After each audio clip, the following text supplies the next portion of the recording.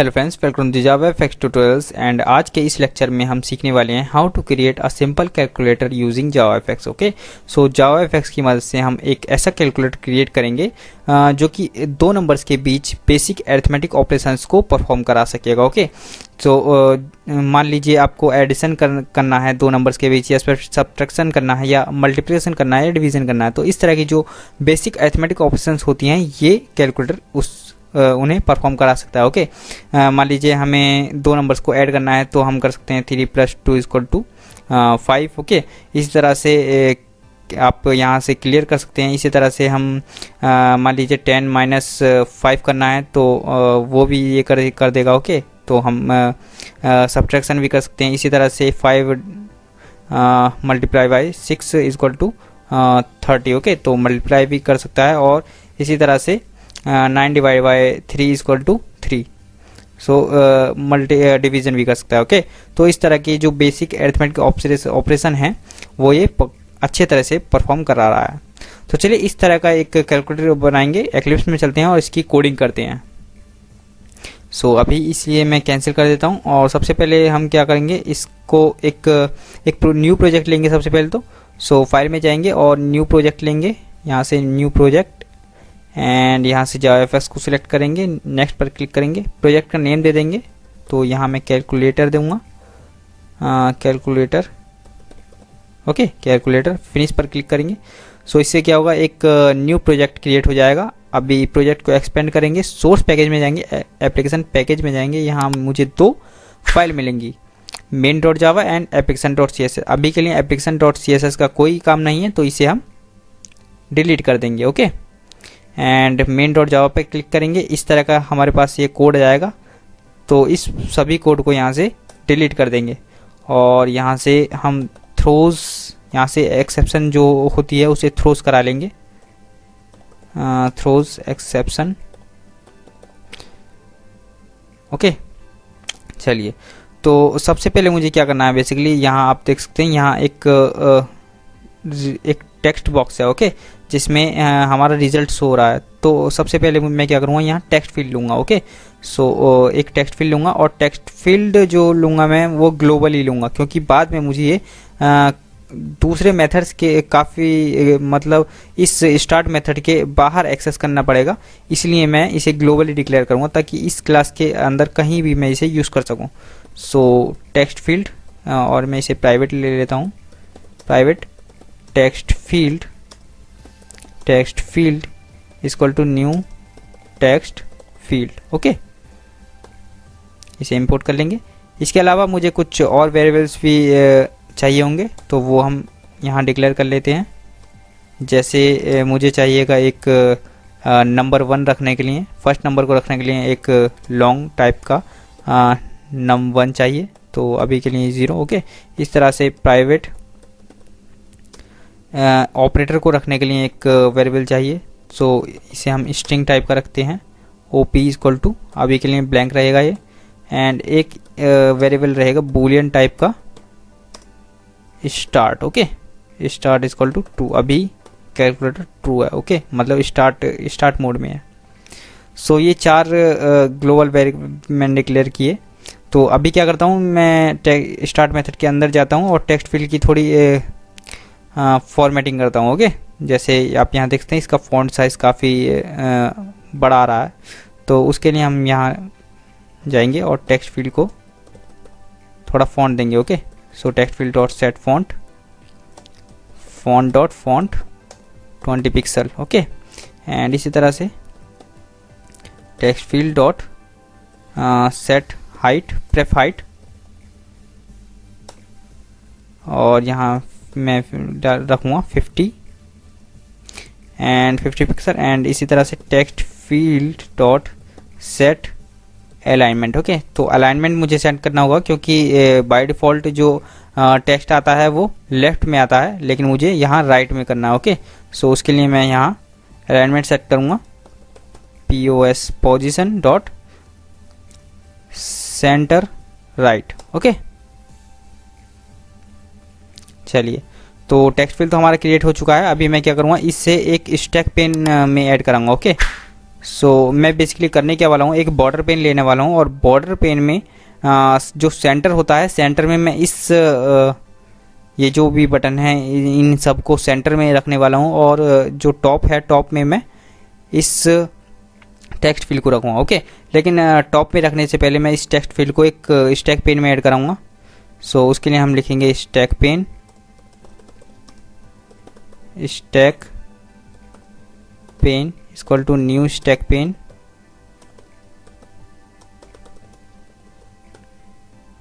And इसे हमें import कराना होगा, इंपोर्ट करा लेते हैं। Then stack pane dot set padding, थोड़ी पैडिंग रखूँगा। सो पैडिंग हम जो रखेंगे वो मैं यहाँ न्यू इंसेट 10 पिक्सल की पैडिंग रख लेता हूँ। ओके, एंड अभी हम क्या करेंगे, इस टेक्स्ट फील्ड को स्टैक पेन में ऐड करा लेंगे।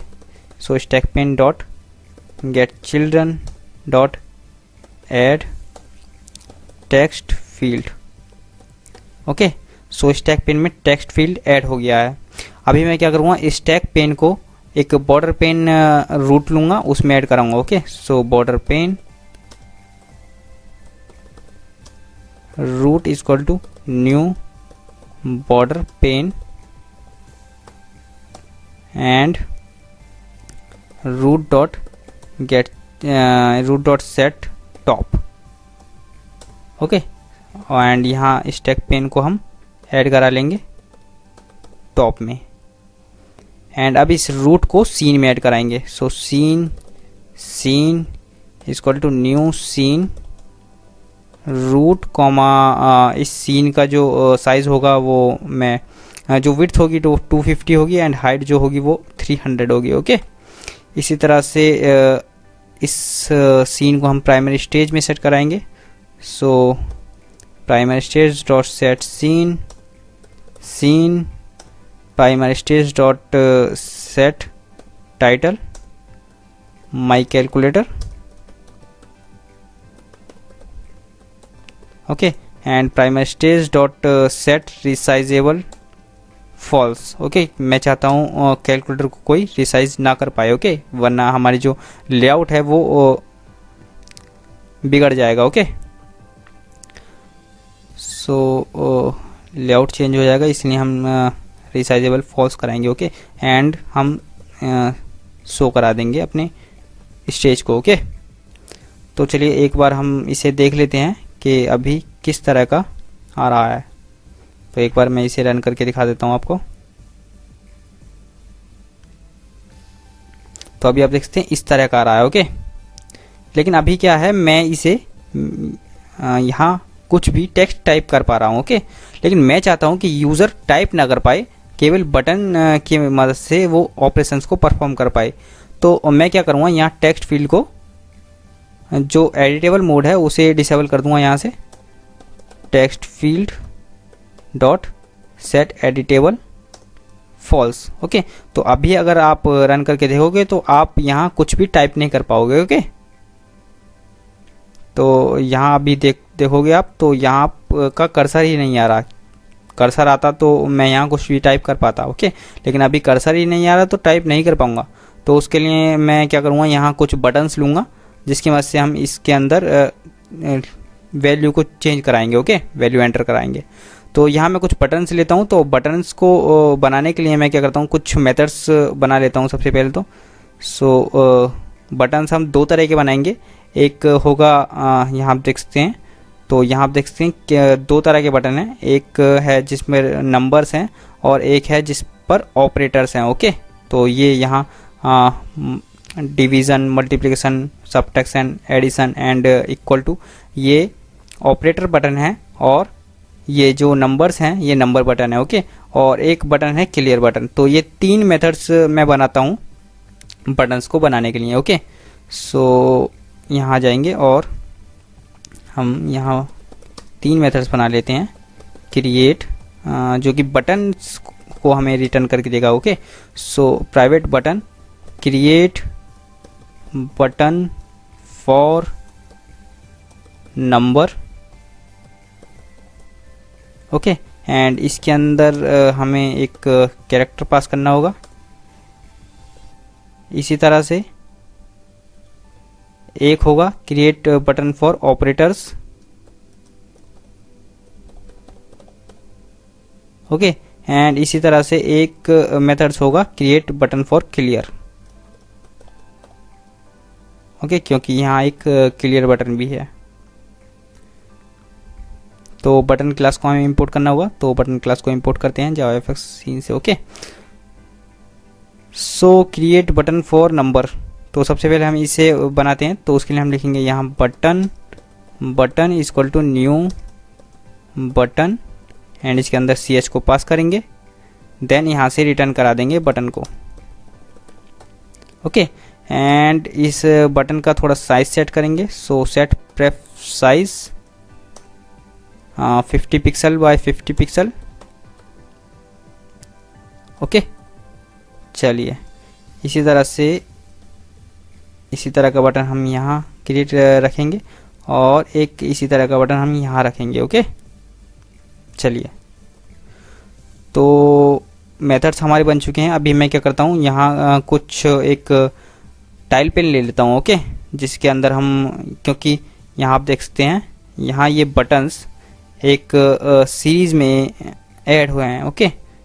तो अगर मैं टाइल पेन के अंदर इससे ऐड करता हूँ तो इस तरह का एक लेआउट आ जाएगा, okay.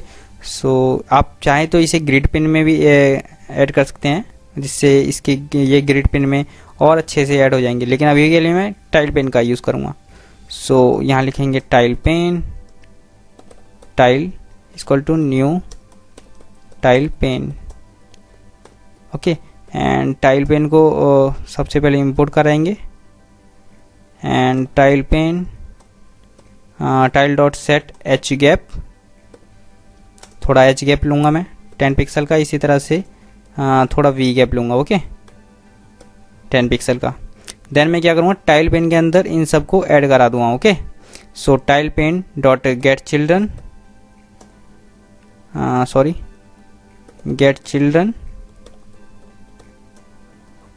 Dot add all, okay.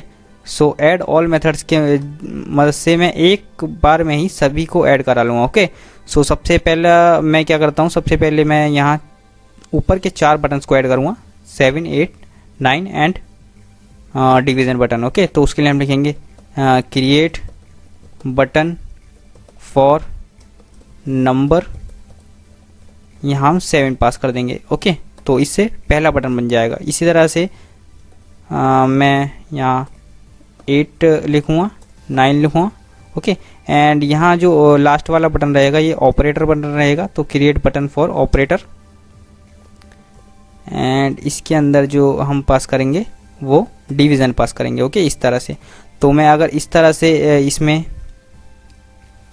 Add करूँगा तो अभी आप देखोगे, तो अभी इसमें ये ऐड नहीं होगा क्योंकि हमने टाइल पेन के अंदर बटन्स को ऐड कर दिया है, लेकिन टाइल पेन को हमने बॉर्डर पेन में ऐड नहीं किया, ओके। तो उसके लिए हमें इसे बॉर्डर पेन में ऐड करना होगा। तो यहाँ मैं लिखता हूँ root dot set centre tile, okay. चलिए तो अभी अगर मैं इसे रन करूँगा तो आप देखोगे कि 4 बटन्स हमारे सीन में ऐड हो जाएंगे, ओके। तो अभी आप देखते हैं 4 बटन्स यहाँ सीन में ऐड हो गए हैं, लेकिन ये जो बटन्स हैं ये लेफ्ट में आ रहे हैं, लेकिन मैं चाहता हूँ ये सेंटर में आए। तो यहाँ हम टाइल पेन को थोड़ा अलाइनमेंट देंगे, ओके। उसके लिए हम लिखेंगे tile pane dot set alignment position dot top centre. तो अभी अगर मैं इसे रन करूँगा तो अभी आप देखोगे कि जो बटन्स हैं वो सेंटर में आ जाएंगे। पहले वो लेफ्ट में आ रहे थे लेकिन अभी ये सेंटर में आएंगे, ओके। तो चलिए बाकी बटन्स भी ऐड कर लेते हैं, वो यहाँ ऐड करते हैं। सो इसी तरह से मैं यहाँ कॉपी करता हूँ, 4 टाइम्स कर लेता हूँ, ओके। सो दूसरा होगा हमारा 4, 5, 6 एंड ये होगा हमारा मल्टीप्लाई, और ये मल्टीप्लाई की जगह मैं यहाँ x टाइप कर रहा हूँ ताकि विजिबल अच्छे से हो, ओके।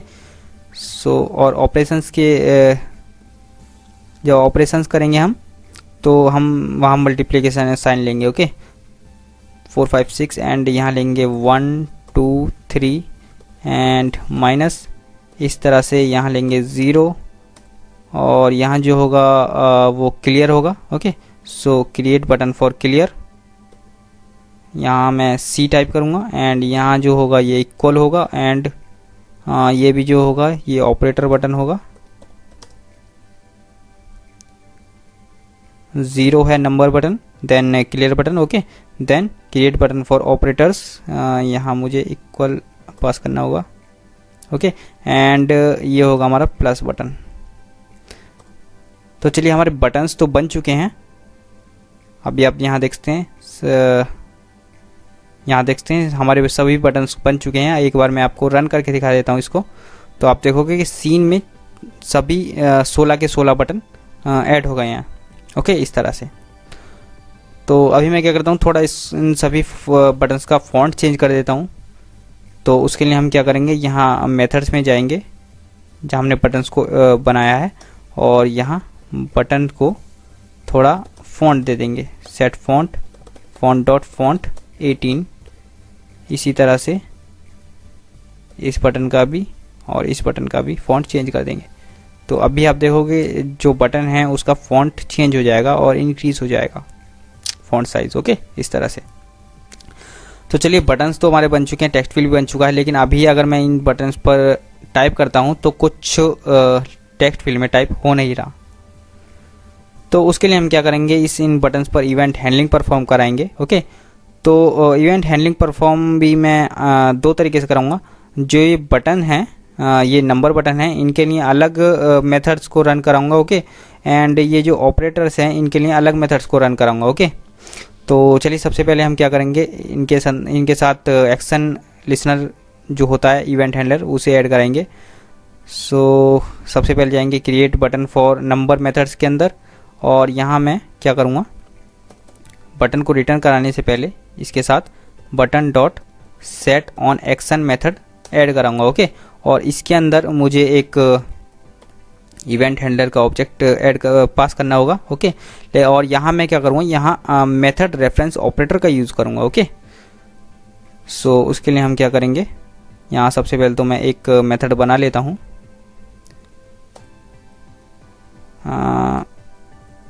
यहाँ बनाता हूँ, यहाँ बना लेता हूँ। ओके सो यहाँ हम क्या करेंगे, प्राइवेट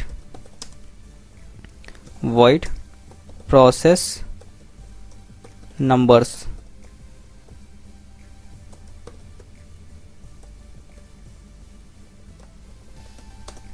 ओके एंड यहाँ एक्शन इवेंट ई और इसी तरह से एक और मेथड मैं लूँगा जो कि होगा प्रोसेस ऑपरेटर्स।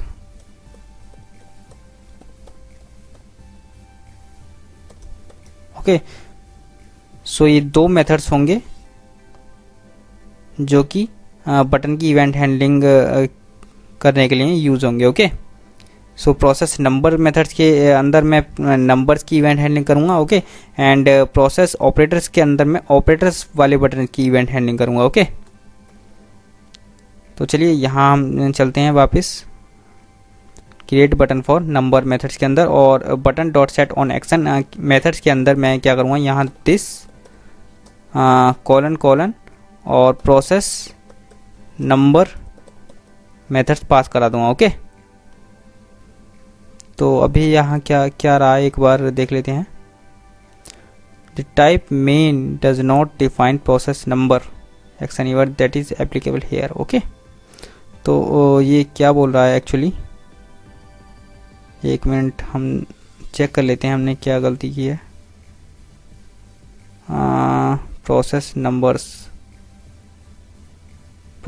नंबर्स है ये एक्चुअली, एस लगाएंगे तो अब ये ठीक हो जाएगा। ओके सो ये प्रोसेस नंबर है, इसको हम प्रोसेस नंबर रखेंगे और ये प्रोसेस ऑपरेटर रखेंगे। Okay process number process operator और यहाँ पास कर देंगे प्रोसेस नंबर। इसी तरह से हम जाएंगे क्रिएट बटन फॉर ऑपरेटर्स में और यहाँ भी बटन को रिटर्न कराने से पहले प्रोसेस ऑपरेटर कर देंगे, ऑपरेटर। ओके, चलिए तो अभी होगा क्या, जब भी ये मेथड कॉल होगा, जब भी कोई नंबर बटन कॉल क्लिक होगा तो ये प्रोसेस नंबर मेथड चलेगा। ओके, इसी तरह से अगर ऑपरेटर वाला बटन क्लिक होगा तो ये प्रोसेस ऑपरेटर मेथड चलेगा। ओके, एंड अगर हमारा जो क्रिएट बटन फॉर क्लियर है तो अगर ये क्लिक होगा तो यहाँ हम क्या करेंगे, सेट ऑन एक्शन, और इसके अंदर हम लैम्डा एक्सप्रेशन का यूज़ करेंगे। यहाँ हम क्या करेंगे, क्लियर बटन जैसे ही ये क्लिक होगा तो टेक्स्ट फील्ड को हम क्लियर कर देंगे। Set text and OP and start जो होगा वो ट्रू होगा। ओके, तो क्लियर बटन से इतना होगा। तो चलिए अगर मैं अभी इसे आपको रन करके दिखाऊंगा तो अभी आप देखोगे कि कुछ अभी परफॉर्म नहीं होगा। ओके, लेकिन बटन इवेंट हैंडलिंग हमने कर दी है, लेकिन अभी भी अगर आप इस पर क्लिक करोगे तो कुछ हो नहीं रहा। तो उसके लिए हम क्या करेंगे, कुछ कोड लिखेंगे इस प्रोसेस नंबर मेथड के अंदर। तो मान लीजिए मैं कुछ इस बटन पर 7 बटन पर क्लिक करूं तो ये 7 बटन इस टेक्स्ट फील्ड में शो होना चाहिए। ओके, तो उसके लिए हम क्या लिखेंगे, यहाँ सबसे पहले तो हमें चेक करना होगा इफ़ स्टार्ट। ओके, अगर जो हमारा कैलकुलेटर है वो जस्ट स्टार्ट हुआ है तो उस केस में हम क्या करेंगे, जो टेक्स्ट फील्ड है, text field dot set text, उसमें कुछ भी सेट नहीं होना चाहिए। ओके, और स्टार्ट को हम फॉल्स कर देंगे। ओके, एंड जो भी सबसे पहले तो हमें जो भी ये बटन हमने क्लिक किया है, मान लीजिए 7 बटन क्लिक किया है, तो 7 जो बटन है वो 7 टेक्स्ट को हमें गेट करना होगा। तो हम क्या लिख करेंगे, स्ट्रिंग वैल्यू इक्वल टू वो बटन हमें गेट करना होगा सबसे पहले तो। So E dot get source, so get source से हमें वो बटन मिल जाएगा। ओके, सोर्स, सो इसे हमें बटन में कन्वर्ट करना होगा। सो उसके लिए हम लिखेंगे बटन, तो अभी ये बटन में कन्वर्ट हो जाएगा। ओके, और इस बटन का मुझे टेक्स्ट चाहिए तो उसके लिए हम ये क्या करेंगे, इस बटन का को इस तरह से गेट टेक्स्ट लिखेंगे तो इसकी जो कैरेक्टर है 7 वो हमें मिल जाएगा। ओके, इस वैल्यू वेरिएबल में मिल जाएगा। तो इस जो ये हमें कैरेक्टर मिला है, इस कैरेक्टर को हमें टेक्स्ट फील्ड में सेट करना है। तो उसके लिए हम लिखेंगे text field dot set text value. Okay, चलिए तो अभी अगर मैं इसे रन करूंगा तो आप देखोगे कि हमारा जो भी आप बटन को क्लिक करोगे वो टेक्स्ट फील्ड में शो होगा। ओके, इस तरह से 7 8 9 6 5, लेकिन अभी जो भी मैं बटन को क्लिक कर रहा हूँ वही बटन आ रहा है। लेकिन होना क्या चाहिए, 7 में मैंने क्लिक किया 7, देन 8 क्लिक करूँ तो 7 के आगे ही ये 8 आना चाहिए। ओके, तो इस तरह से नहीं आ रहा, वो इसलिए नहीं आ रहा क्योंकि हमने सेट टेक्स्ट किया है, लेकिन जो हमने वैल्यू को सिर्फ इसमें सेट कर दिया, लेकिन करना क्या था, जो भी पहली वैल्यू है पहली वैल्यू में ही उसे ऐड करना है। तो उसके लिए हम लिखेंगे text field dot get text plus value. Okay, तो इस तरह से अगर आप करोगे तो आप देखोगे कि आप एक साथ सभी को टाइप कर पाओगे। तो 7 8 9, ओके, इस तरह से। तो चलिए प्रोसेस नंबर जो मेथड है वो तो हमने कंप्लीट कर लिया है। अभी मैं क्या कर रहा हूँ, अगर मैं कोई भी ऑपरेटर को क्लिक करता हूँ तो उसके लिए कोड लिखना पड़ेगा। तो चलिए उसके लिए हम प्रोसेस ऑपरेटर मेथड के अंदर जाएंगे और इसके अंदर मुझे सबसे पहले तो ये जो हमने वैल्यू यहाँ से गेट की थी, इसी तरह से हमें यहाँ पे कैरेक्टर गेट करना होगा। ये पता लगाना होगा कि कौन सा हमने कैरेक्टर बटन को मतलब ऑपरेटर बटन को क्लिक किया है। ओके, तो सबसे पहले तो मुझे चेक करना होगा कि अगर उसने इक्वल बटन को तो क्लिक नहीं किया कर दिया। ओके, तो क्योंकि इक्वल बटन अगर उसने क्लिक करा होगा तो हमें आंसर मतलब जो भी ऑपरेशन है उसे परफॉर्म कराना होगा। ओके, लेकिन इक्वल मेथड को अगर इक्वल बटन को क्लिक नहीं किया तो बाकी जो ऑपरेशन है वो परफॉर्म करानी होंगी। तो सबसे पहले हम चेक करेंगे if value dot is value dot equals equal, okay, और इसको हम नेगेटिव साइन में लेंगे, ओके। तो यहाँ हम क्या चेक करेंगे कि अगर यूज़र ने इक्वल बटन को प्रेस नहीं किया है, उस केस में हम क्या करेंगे, देन एल्स अगर उसने इक्वल बटन को प्रेस किया है तो उस केस में हम क्या करेंगे। तो दो केस हैं यहाँ। तो अगर यूज़र ने इक्वल बटन को प्रेस नहीं किया है और बाकी दूसरे बटन को प्रेस किया है तो उस केस में हमें क्या करना है, सबसे पहले तो हम चेक करेंगे इफ़ ओपी, उस केस में हमें अगर उसने दूसरा कोई बटन प्रेस किया है ऑपरेटर, तो उस केस में सबसे पहले तो हमारा जो ओपी वेरिएबल है वो एम्प्टी होना चाहिए, ओके। लेकिन अगर एम्प्टी नहीं है, चेक करेंगे, लेकिन अगर एम्प्टी नहीं है तो हम यहाँ से इसे रिटर्न करा देंगे, ओके। अगर एम्प्टी है तो एम्प्टी, उस केस में हमें क्या करना है, सबसे पहले तो जो भी हमारे टेक्स्ट फील्ड में है उसे हमें नंबर 1 में ले लेना है। So number 1 equal to long dot parse long text field dot get text, okay. तो नंबर 1 आ गया। देन जो भी वैल्यू है वो ओपी वेरिएबल में हम ले लेंगे एंड जो हमारा टेक्स्ट फील्ड है उसे एम्प्टी करा देंगे, सेट टेक्स्ट एम्प्टी, ओके। चलिए, तो इतना काम हमें करना है। अगर यूज़र एल्स पार्ट में जाएंगे, इक्वल बटन अगर उसने प्रेस किया है तो वहाँ मुझे जो ऑपरेशन है वो परफॉर्म करानी होगी, ओके। तो मेरे पास नंबर 1 होना चाहिए, नंबर 2 होना चाहिए और ऑपरेटर होना चाहिए, ओके। तो उस केस में हमें चेक करना होगा कि ऑपरेटर एम्प्टी तो नहीं है कहीं। सो हम चेक करेंगे if OP dot is empty, अगर एम्प्टी है तो हम कुछ नहीं कर पाएंगे, रिटर्न करा देंगे। लेकिन अगर हमारे पास ओपी भी है, मतलब ऑपरेटर भी है और नंबर 1 भी है और नंबर 2 को हम यहाँ से कैलकुलेट कर लेंगे। सो नंबर 2 इक्वल टू इसी तरह से हम करेंगे नंबर 2। सो नंबर 2 को हमने यहाँ से गेट कर लिया, long dot parse long text field dot get text. तो अभी मेरे पास नंबर 2 भी है, नंबर 1 भी है और ऑपरेटर भी है। तो अभी मैं क्या करूँगा, यहाँ कैलकुलेट कर लूँगा। सो कैलकुलेट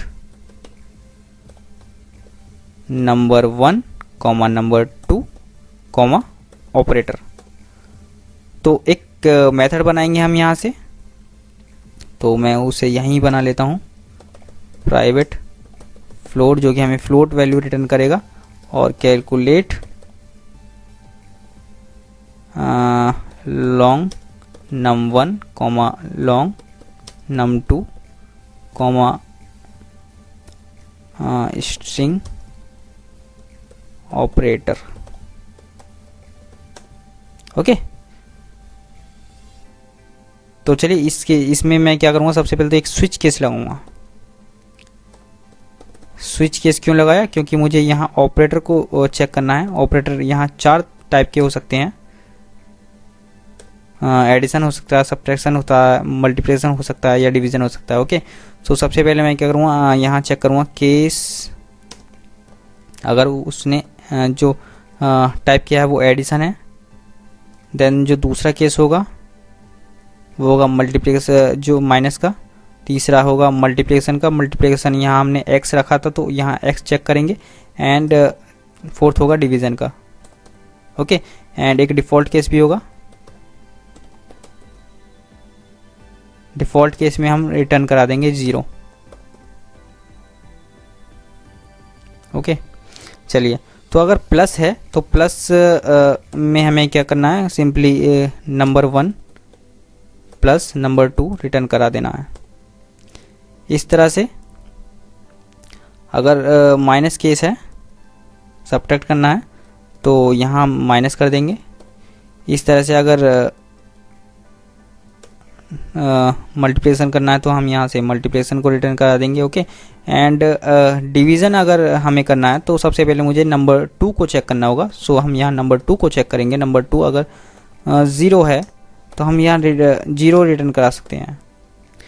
आप चाहें तो इन्फिनिटी के लिए कुछ लॉजिक लगा सकते हैं ताकि हम यूज़र को इन्फिनिटी शो करा सकते हैं, लेकिन अभी के लिए मैं सिंप्लिसिटी के लिए यहाँ ज़ीरो रिटर्न कर रहा हूँ। अगर नंबर 2 ज़ीरो है तो हम ज़ीरो से डिवाइड नहीं कर सकते, इसलिए मैंने यहाँ से ज़ीरो रिटर्न करा दिया। लेकिन ज़ीरो नहीं है तो ये नंबर 1 डिवाइड बाय नंबर 2 को रिटर्न कराएगा। ओके, तो चलिए कैलकुलेटर मेथड भी हमारा बन चुका है, कैलकुलेटर मेथड। ओके, तो ये फ्लोट वैल्यू को रिटर्न करेगा। हम यहाँ फ्लोट टाइप का एक रिजल्ट वेरिएबल लेंगे और इसमें इसे स्टोर करा लेंगे। एंड इस फ्लोट जो रिजल्ट है, इस रिजल्ट को हम टेक्स्ट फील्ड में सेट करेंगे। तो उसके लिए लिखेंगे text field dot set text string dot value of float result. Okay, result. Then हम क्या करेंगे, यहाँ से स्टार्ट को ट्रू कर देंगे, ओपी को स्टार्ट ट्रू, ओपी को नल। ओके, तो चलिए यहाँ हमारा जो कैलकुलेटर है वो बन चुका है। एक बार मैं इसे आपको रन करके दिखा देता हूँ।